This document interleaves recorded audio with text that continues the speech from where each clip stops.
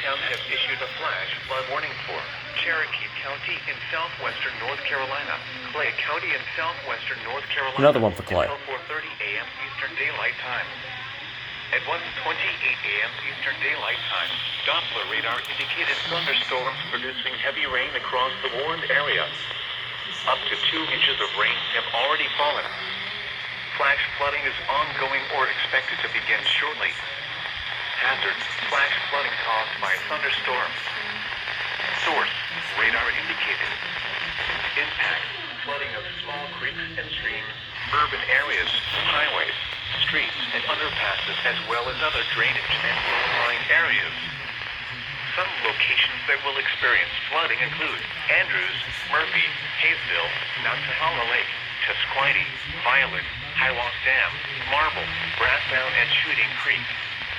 Additional rainfall amounts of 2 to 3 inches are possible in the warned area.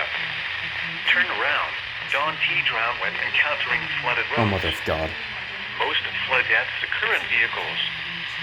Be especially cautious at night when it is harder to recognize the dangers of flooding.